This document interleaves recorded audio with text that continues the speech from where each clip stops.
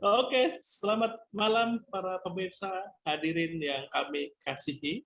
Ya, apa kabar semuanya? Pasti sehat selalu. Hari ini kita kedatangan bintang tamu yang sangat luar biasa. Masih muda, mudah-mudahan masih muda. Ya. Oke ya, kita sambut aja langsung ya. Ada Bu Lia ya. Oke, halo Bu Lia. Ya, betul. Halo, Ya, Pak Luis. halo. Nah, Bu Lia ini dari program studi teknologi pangan, betul ya? Betul. Oke, fakultasnya Teknologi teknologi pertanian. Pasti pertanian. Bapak lupa.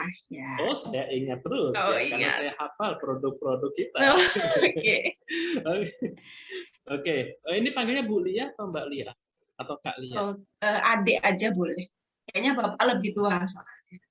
Oh, oke, oke, Delia ya berarti ya. Ya, Delia ya.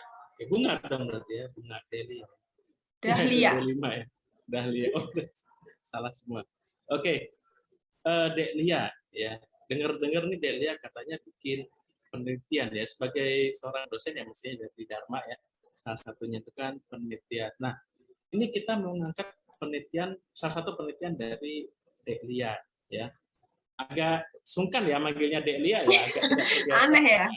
aneh gitu ya. Tapi nggak apa-apa ya, kita lanjutkan ya, demi ini brand image ya. Dek Lia mungkin bisa ceritain penelitiannya kemarin gimana tuh? Oke. Silakan. Nah, Pak Luis, terima kasih. Penelitiannya yang kemarin lebih tepatnya mungkin semester lalu ya, atau ya semester lalu ini ikut skema yang dosen muda dari LPPM. Kebetulan saya sama Bu Mei dan juga Pak Diki waktu itu kita beda prodi. Kebetulan saya teknologi pangan, kemudian Bu Mei lebih ke gizinya ya, jadi lebih ke nutrisi dan teknologi kulinernya. Kemudian Pak Diki nanti di bagian audio visual, jadi lebih ke gimana meng-create suatu penelitian itu supaya bisa diterima oleh masyarakat. Jadi dibahasakan secara media sosial. Waktu itu kita rekaman, kemudian kita bagikan melalui YouTube, kanal YouTube. Nah, itu bagian dari DKV-nya. Jadi Pak Diki yang bantu kami. Nah, kalau untuk penelitiannya sendiri sih karena memang basicnya adalah di teknologi pangan dan saya tergabung dalam penelitian keamanan pangan, ya jadinya lebih ke kontaminasinya. Jadi keamanan pangan yang kita soroti. Kalau latar belakangnya memang lebih ke bahan pangan yang sekarang karena banyaknya polusi lingkungan yang sudah tidak sehat lagi, kemudian pencemaran udara, nggak cuma pencemaran udara ya Pak sebenarnya, tapi juga misal sisa pestisida dan lain-lain. Nah, itu yang bisa terakumulasi pada bahan pangan yang kita konsumsi. Khususnya di sini misalnya kayak hewan laut, ikan, kemudian kerang. Ya. Sebenarnya nggak hanya di laut saja, tapi kemudian beberapa penelitian banyak juga yang mengarah ke serealia, misalnya kayak jagung, kemudian ke padi. Nah, itu juga sudah mulai banyak. Gitu, Pak. Jadi kita menyoroti di bagian itu, kemudian gimana caranya kita dari latar belakang itu kemudian kita membuat satu solusi. Sebenarnya memang telah banyak dilakukan solusi ini. Jadi penyerapan kontaminasinya itu. Jadi kalau misalnya ada kontaminasi di bahan pangan, kemudian gimana caranya diserap dulu, dihilangkan dulu supaya waktu kita makan itu sudah bebas dari Bebas bersih ya. kontaminannya itu. Nah, selama ini sih memang yang diaplikasikan di lingkungan sih Pak. Karena kan lingkungan yang benar-benar tercemar airnya, nah itu yang kemudian diaplikasikan di sana, diserapnya di sana. Tapi gimana kita mencoba untuk bisa menyerap kontaminasinya itu, ya, dan juga sebenarnya kita latar belakangnya juga berangkat dari ini Pak. Ini kok jadi saya ngomong terus nggak apa ya Pak ya? Nggak apa-apa, nggak apa-apa. Nanti emang nanggepin tuh dikit aja kita emang. Udah Oke. bagian komedinya aja udah. Oh, jadi kalau Bapak tahu ada banyak suplemen ya Pak, suplemen yang serat-serat itu loh Pak. Oh ya, Fit ya. Nah, nggak itu boleh nyebut merek ya. nggak boleh nyebut, nanti kena. Nah, itu biasanya juga ditemui serat-serat pangannya itu ada di bagian ini apa bahan misalnya kayak buah ada kulit buahnya yang tidak dimanfaatkan. Nah, itu ternyata kandungan serat yang kita ingin ambil untuk menyerap logam itu banyak di sana. Jadi banyak penelitian yang kemudian memanfaatkan limbah-limbah buah kulit buah misalnya yang mengandung polisakarida atau serat yang bisa menyerap kontaminasi itu. Nah, lalu kami berpikir, oh berarti kalau misalnya nih kita makan suplemennya itu yang mengandung apa namanya polisakarida atau berbasis serat yang bisa menyerap kontaminan tertentu, bisa nggak ya sebenarnya dia efektif nggak ya di dalam tubuh itu untuk bisa menyerap kontaminasinya. Jadi kalau kita sudah makan nih, makan yang terkontaminasi, kalau saya kan concernnya di logam berat, kayak imbal, ginseng. Nah, itu kemudian bisa nggak ya kalau kita makan suplemen, itu kemudian dia terserap nggak? Kalau terserap, terserapnya di mana? Karena kalau kita makan, kan kadang-kala ada yang kalau kita makan gitu ya, itu kan ada bagian misalnya lambung, kemudian usus halus, usus besar. Nah, itu sebenarnya kita kemarin lihat atau meneliti, belum sampai ke manusianya sih Pak, hanya kondisinya kita sesuaikan. Kira-kira kayak kondisi di lambung sama di usus halus. Gitu. Jadi kita lihat, oh bisa nggak ya ini tuh sebenarnya nyerap beneran nggak ya? Atau jangan-jangan malah mineral yang dibutuhkan tubuh itu ikut keserap. Nah, itu kita coba studi dulu. Nah, kalau kemarin masih preliminary sih Pak, jadi masih tahap awal. Gitu. Oke. Gambaran besarnya saya cukup paham ya, walaupun memang ada sepertinya bahasa-bahasa yang nutrisi banget gitu ya, tapi ada kata-kata kunci yang nggak apa-apa, tapi ini sambil ditanyakan ya. Jadi intinya memang bahan makanan kita itu kan banyak terkontaminasi ya, baik itu dari apa namanya kayak pestisidanya gitu ya, atau mungkin asap kendaraan gitu, atau komenan netizen itu kan juga mempengaruhi ya kualitas dari bahan makanannya itu. Jadi itu harus dihilangkan dulu ya supaya pas kita konsumsi aman gitu ya, Lia ya, betul ya. Nah, sebenarnya maunya ke arah situ sih Pak, karena mungkin belum banyak yang meneliti di sana. Oke. Nah, terus dari situ juga berarti mau dicek ya apakah kandungan gizinya gitu ya, Dek ya. Kandungan gizinya tuh terserap oleh tubuh atau enggak gitu tadi ya. Nah, kalau itu jadi misalnya nih Pak, kalau kita makan, misalnya ini karena masih studi awal ya, jadi kita mau lihat dulu nih, kira-kira sih kan ada seratnya tadi yang mau kita pakai untuk menyerap kontaminannya tadi, untuk menyerap si yang pengotor-pengotornya tadi, racun-racunnya itu yang ada di bahan pangan yang sudah kita konsumsi, itu kira-kira efektif nggak sih kalau terus kemudian kita minum suplemen yang mengandung itu, terus diserapnya di dalam tubuh. Gitu. Karena kalau sebagian besar penelitian kan hanya di luar tubuh, di lingkungan jelas ada banyak kontaminasi gitu ya. Tetapi gimana caranya kalau itu udah terlanjur kemakan, terus gimana? Apa ada nggak sih cara yang bisa dilakukan? Apakah kalau si seratnya itu namanya polisakarida gitu dimakan juga, apakah bisa menyerap si kontaminan-kontaminannya itu? Apakah juga efektif? Gitu. Karena kan secara di dalam tubuh ada banyak ya Pak kondisinya. Mungkin yang di lambung beda sama yang di usus halus. Jangan-jangan yang di lambung lebih banyak terserapnya. Gitu. Jadi kalau ini kita masih melihat ke modelnya dulu. Jadi model di luar tubuh itu kira-kira kita kondisikan sebagai lambung Jadi ada Lambung satu manusia.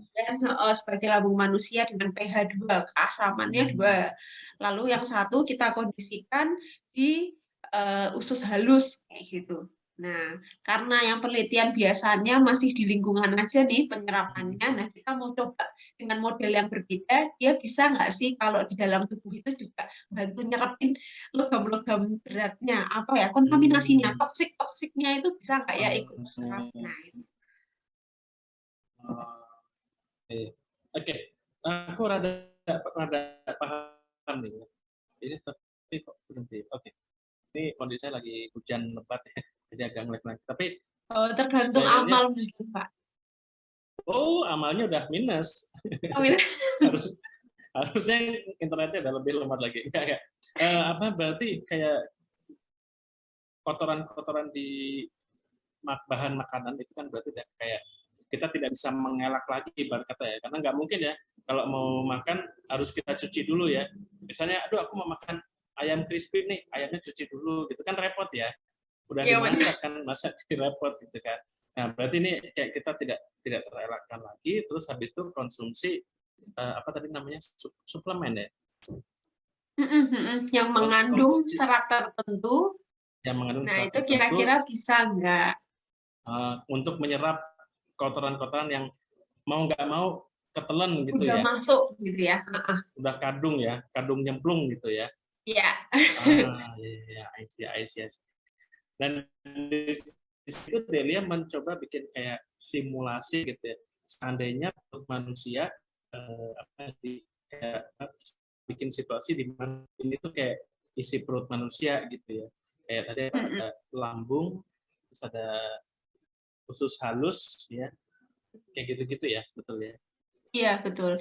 Nah, Pak, sebenarnya sih tadi kenapa aku mengarahkan ke bagian ini ya, ada kulit buah dan lain-lain, itu sebenarnya aslinya adalah dari yang suplemennya tadi kan mengandung serat, ya kan? Nah, sebenarnya penelitian yang sudah ada itu memanfaatkan limbah, ya, limbah dari kulit buah biasanya. Nah, limbah dari kulit buah itu biasanya mengandung serat yang bisa menyerap kotoran-kotoran itu. Tapi biasanya diaplikasikan bukan untuk kita konsumsi, tetapi untuk di logam berat. Contoh nih Pak, kayak misalnya kulit buah manggis ada ekstraknya. Tahu nggak? Iklan ya, iklan. Iklan ya. Iklan. Nah, itu sebenarnya juga karena khasiatnya yang tinggi. Sebenarnya itu penelitian zaman saya dulu kuliah juga pakai kulit manggis itu. Nah itu juga bisa untuk menyerap kontaminasi di lingkungan tapi masihan. Jadi di lingkungan pasti lebih banyak ya daripada yang dimakan oleh kita. Nah itu digunakan untuk menyerap apa namanya kontaminasi. Nah berangkat dari situ ternyata banyak kandungan di dalam kulit buah yang sudah tidak digunakan lagi. Salah satunya pektin ya Pak. Kalau sering dengar ada pektin itu ya kandungan di dalam kulit buah atau di buah. Nah itu juga banyak sekali yang meneliti untuk penyerapan. Nah dari situ kita juga melihat oh ternyata di suplemen A nih itu ada kandungan pektinnya. Nah gimana ya kalau misalnya kita coba nih meneliti kalau kita makan suplemen itu kira-kira bisa nggak ya nyerap juga nih logamnya, membantu untuk bisa ngambil kontaminan atau toksiknya ya, racunnya itu di dalam tubuh, membantu nggak? Nah, akhirnya kita mulailah dengan simulasi itu, Pak. Jadi suplemen ini suplemen istet ya, enggak? Maksudnya suplemennya itu kayak apa namanya bagian bersih-bersihnya ya. Tapi simulasinya sendiri itu gimana tuh, Dek? Ya, maksudnya gimana caranya kamu bikin situasi seolah-olah ini tuh lambung gitu atau seolah-olah ini usus halus ya. Usus halus, makhluk halus ya. Itu gimana tuh simulasi? Ya, oke. Nah, karena ini di laboratorium, jadi kita kondisikan suasananya, Pak. Jadi misalnya nih, kita tahu ada pH ya, keasaman. misalnya asam dan basa, lagunya Tulus ya. Asam dan garam itu. Kalau garam, oke. Garam. Nah, itu kalau diusus halus itu lebih basah. Jadinya lebih pH-nya tinggi, lebih seperti pH 6. pH-nya tinggi ya. Tapi kalau yang di bagian lambung itu pH-nya 2, jadi lebih asam. Berarti kita di laboratorium kemarin buat larutan, kita umpamakan larutannya itu cairannya di dalam tubuh. Nah, udah ada kondisi pH 2 sama pH 6. Nah, lalu kita masukkan kontaminannya. Jadi udah ada kontaminannya dimasukin ke dalam larutannya. Istilahnya kayak itu kotoran-kotoran yang kita makan nih, Pak. Nah, habis itu kita masukkan pektinnya. Seratnya tadi kita masukkan. Nah, lalu kita ukur kira-kira berapa banyak yang dia bisa ambil. Gitu. Jadi ngukurnya sebelum dimasukkan pektin atau seratnya dan setelah kita bandingin, oh ternyata berkurang ya berapa persen. Nah, gitu. Oke. Jadi bikin simulasi gitu ya, menarik ya. Jadi kita juga bisa ngecek ini kalau misalnya di perut kita kasih onde-onde gitu ya, berapa banyak yang diserap itu ya? Iya, bisa Pak. Itu kayak perut Bapak ya. Oh iya, perut saya isinya demonstrasi Kak. Rame ya. Ya, cacingnya demo. Iya betul ya, ada rezim tersendiri di sana. Iya betul. Oke. Nah itu kalau dengan simulasi itu tuh berarti apa ya, kayak ibarat kata nih sebenarnya dengan simulasi itu kita bisa ngecek untuk bahan-bahan yang lainnya juga ya Dek Lia ya. Maksudnya nggak cuma misalnya kayak apa ya, misalnya nih makan makanan berminyak gitu, terus kita bikin simulasi, kan katanya ada tuh kayak suplemen yang bisa mengikat minyak-minyak dalam perut kan gitu tuh. Nah itu tuh berarti dengan teknik yang sama tuh juga bisa ngecek itu ya Dek Lia ya. Sebenarnya semuanya gimana ya? Kalau misalnya punya interaksi yang sama nih, misalnya sifatnya sama, dia suka sama lemak ya bisa ngikat itu Pak istilahnya. Jadi dia atau misalnya nih Pak, kita asumsikan kayak misalnya ini nih charcoal apa ya? Bukan cangkul ya Pak, ini loh arang aktif, tahu nggak? Kan ada banyak tuh. Ya misalnya kayak kita cuci muka, habis itu ada sabunnya sekarang merek yang charcoal. Charcoal, ya, ada kayak arang-arangnya gitu ya. Arangnya itu kan warnanya hitam, terus habis itu bisa mengikat minyak dan juga kotoran-kotoran di dalam muka, di permukaan muka sehingga lebih bersih. Nah, konsepnya sebenarnya kayak gitu, Pak. Ada banyak juga yang dia pakai arang itu. Kan kalau arang aktif ya namanya. Jadi karbon. Nah, biasanya pakai itu. Jadi konsepnya sama. Penyerapan juga di kalau misalnya di muka kita, kemudian kita cuci muka, terus mengangkat kotoran-kotoran dan minyak. Nah, itu juga dia pemanfaatnya sebenarnya seperti itu, hampir sama sih, karena dia punya pori-pori yang punya tempat untuk ngikat-ngikat itu. Gitu. Cuma permasalahannya, apakah sebenarnya semua bahan itu selektif atau enggak? Gitu. Jangan-jangan selektif tuh maksudnya gimana tuh? Selektif tuh gini, apakah semua kontaminan tuh bisa dia ambil? Kan enggak semua. Nah, kayak misalnya pektin tadi yang balik lagi ke tadi, jangan-jangan dia misalnya kayak merkuri, ya kan? Atau dia lebih cocok ke jenis kontaminasi yang lain. Nah, itu kan tertentu. Itu sebenarnya perlu penelitian lebih lanjut. Gitu. Tetapi konsep atau prinsipnya sama. Dia punya bagian yang pori-pori, kayak bolong-bolong gitu loh, Pak, kalau dilihat. Nah, itu dia bisa ambil. Itu satu caranya. Cara yang kedua, dia temenan, Pak. Jadi dia suka nih sama kontaminannya itu. nanti Oh, tangan untuk ngikat gitu. ya kayak, ayo teman-teman Jadi satu ngambil, circle. ayo, ya Ayo, benar. ayo kita satu circle yuk, satu circle ayo gabung. Arang Iya hitam, arang benar-benar. hitam gitu ya. Yuk Minyak, kita minyak, ayo ngegeng yuk. minyak. Iya benar-benar. Oh, ya, ya kayak orang. Berarti secara kimia juga ada dikenal dengan prinsip orang dalam juga ya, secara Orangnya kimia ya. betul, betul. Yang bisa masuk, ayo kamu minyak, ayo bisa masuk gitu Iya ya. benar-benar. Oke ya, prinsip orang dalam itu memang luar biasa ya kan.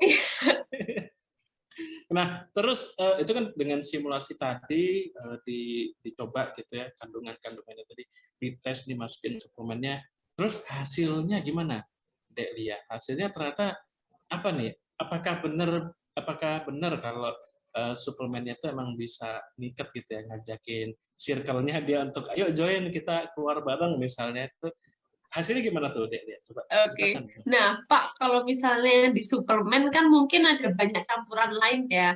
Kita nggak tahu. Nah, tapi mungkin Oh, dia hanya pakai sekitar mungkin 60% dari bagian seratnya itu. Yang lainnya seratnya. mungkin ada banyak mineral di suplemen yang dia tambahkan. Mungkin gitu bisa jadi. Ya. Nah, tapi karena Oh, penelitiannya kita ini murni, jadi benar-benar murni kita pakai suplemen, istilahnya apa ya, bahannya adalah 100% itu ya memang pektin itu, ya sehingga pektin. kemudian menyerapnya lebih oke, ya kan? Oh, Kemungkinan besar karena itu juga ya. Jadi kita nggak bisa sebenarnya menyamakan, oke saya pakai apa namanya bahan ini kemudian bahan. disamakan di suplemen yang punya kandungan ini karena ternyata di Hmm. suplemennya itu sebenarnya nggak 100% mengandung Dan, si bahan pektinnya oh, tadi gitu kan. Nah, oke, oke, oke. tapi dari penelitiannya yang sudah dilakukan, yang sudah kami lakukan, sebenarnya memang ada pengurangan sih Pak. Jadi tetap bisa menyerap tapi dengan apa ya kemampuan yang tertentu. Nah, karena ada Hmm. dua jenis toksik yang kita amati, Hmm. yang satu timbal kayak misalnya kalau kita ada di apa namanya asap kendaraan bermotor, nah itu banyak menghasilkan Asap, timbal nih. Nah itu. Lalu yang kedua ZN, zinc. ZN, zinc. Hmm. Zinc itu yang di sampo itu nggak sih? Kan ada, kayaknya ada Oh iya sampo benar-benar mengandung sebut zinc merek itu loh ya. Bapak. Oh, itu kalau Itu diminumin merek, bahaya berarti ya? Oh, itu merek, itu merek. bukan kandungan ya? Oh, merek. Kirain kandungan ya? Oh, Aduh. kirain kandungan ini penuh dengan sampo Nah, ya. tapi Oke. sebenarnya nih Pak, zincnya itu tuh mineral juga Pak, Oh, esensial, penting untuk tubuh. ah, Nah, jadi gini, kembali lagi nih Pak, sebenarnya setiap kontaminan yang masuk ke dalam tubuh itu punya yang namanya daily intake, acceptable daily intake. daily Jadi intake. eh, level apa ya batas untuk dia bisa beracun atau enggak. Kalau misalnya Oke, cuma sedikit, nggak misal loh ya, masalah. 0, ya nggak masalah. Tapi kalau misalnya itu lebih dari batas yang ditentukan, karena kan sudah diteliti ya, misalnya Ya. berapa konsentrasinya sebesar apa. Nah, kalau lebih dari itulah yang kemudian jadi warningnya, jadi berbahaya di sana. Gitu. Hmm. Nah, kalau si zinc itu memang sebenarnya kan mineral yang dibutuhkan tubuh. Nah, tetapi juga Zinc dalam konsentrasi tertentu itu juga bisa apa namanya nggak baik berbahaya. juga gitu Bu. Nah makanya nih karena ada penelitian ini maka kita jadi tahu oh ternyata memang pektin ya yang tadi siapa Hmm. namanya polisakaridanya itu seratnya Hmm. itu bisa mengambil timbal yang dari kontaminasi apa kendaraan bermotor dan lebih Hmm. optimal itu ada di lambung, Pak. Jadi dia lebih Lambung. mudah mengikat di bagian lambung. Sedangkan Oke. untuk yang zinc itu lebih oke mengikatnya, mengambilnya di bagian usus halus. Nah, kalau Oh, sementara itu sih Pak dari hasil hasil penelitiannya. penelitiannya. Oh, jadi ada yang cocok, ada yang dia tuh kayak apa ya? Mungkin kayak menarik teman-temannya tuh di lambung, umpan lambung gitu ya. Wah, ada umpan lambung gitu. Ya, benar. Ada juga yang cocoknya tuh di usus halus ya. Iya, betul. Tergantung Soft circle itu, special ya. Pak. Tergantung Iya, circle. Oke, ini kalau sama Bapak, Heeh. ini sama kayak ini ya, kayak berkata kayak sosmed itu untuk konten ini cocoknya di Instagram. Nggak boleh nyebut merek ya. Untuk Nggak konten boleh. ini Instagram gitu kan. Terus kalau untuk konten ini cocoknya di TikTok ya kayak gitu ya. Ya, Ternyata bisa bahkan Pak. bahan kimia sendiri marketnya sendiri gitu ya. Ada Iya, marketplace-nya betul. sendiri ya, Delia ya. Ya, kayak Bapak ngajak temen yang suka cangkringan, oke gitu ya. Ada satu temen yang sukanya ke kafe gitu, oke Pak. Kalau teman saya sukanya di kafe sukanya. Nah, itu Bapak. Oh, promosi ya? Saya. Bapak di sana. Iya. Oh iya, iya betul betul. Oke, terus gimana, Delia? Oke, ini terus ya lanjut. Lanjut dulu. Canda mulu ntar ini di banned. Iya nih, ntar oke. Gitu Pak. Jadi ya tadi, jadi hasilnya adalah lebih mudah. Kalau dari hasil awal nih Pak, lebih mudah untuk mengikat eh, jenis timbal di bagian lambung dibandingkan dengan zinc tadi di bagian usus halus. Tetapi sebenarnya ya itu Pak, kembali lagi ke kandungan dari sebenarnya suplemen yang kita konsumsi gitu. Tapi kalau ini kan kita benar-benar pakai yang 100% Ya berasal murni ya. dari murni, jadi pengikatnya lebih banyak. Kalau suplemen itu udah ada kayak kandungan lain ya, udah fake ya. Udah kayak hubungan pertemanan ya, ada yang murni, ada yang fake gitu ya. Iya betul. Jangan curhat dong Iya. Bapak. Enggak. Oke, terus Gitu. Nah, sebenarnya ya karena masih penelitian awal ya Pak, jadi ini kita juga masih apa ya? Karena memang agak susah sih Pak. Jadi sebenarnya si pektinnya ini kalau di dalam air dia tuh akan gumpal gitu loh Pak. Jadi kayak jadi gel. Jadi menahan air. Nah, itu yang jadi apa namanya? Tantangan tersendiri buat kita gitu. Jadi efek agak samping ya. lamanya gitu.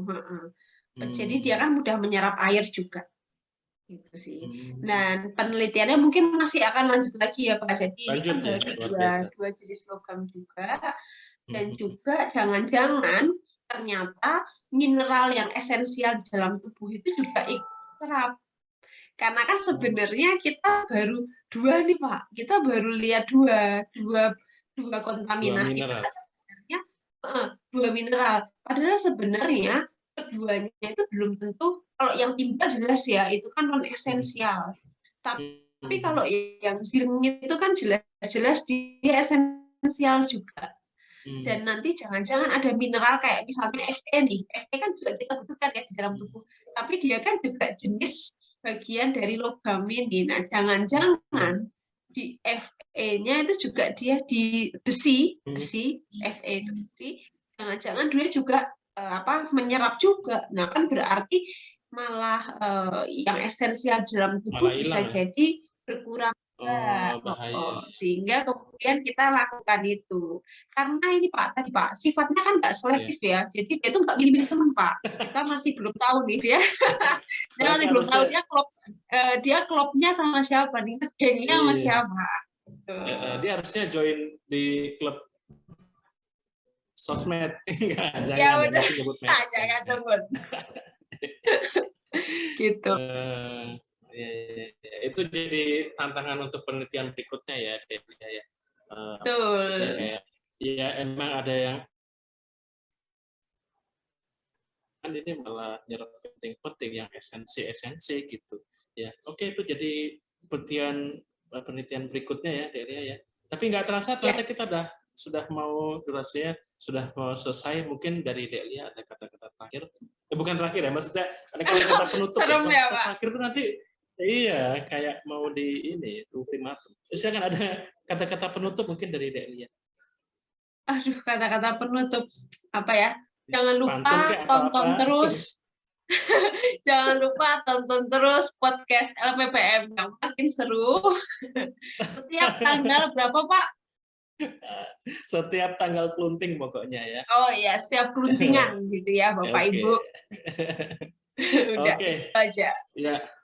Oke, luar biasa Dek Lia ya. Oke. Terima kasih juga untuk Bapak Ibu para hadirin sekalian yang masih mendengarkan sampai detik kesekian, tapi memang tidak terasa. Kadang kalau obrolannya seru itu nggak terasa, tahu-tahu udah besok aja gitu ya. Ya besok kan udah hari besar ya kita ya. Oke, jadi begitu. Terima kasih Bapak Ibu sekalian. Sampai jumpa di episode berikutnya. Bye-bye. Makasih Pak, sampai jumpa. Sampai jumpa.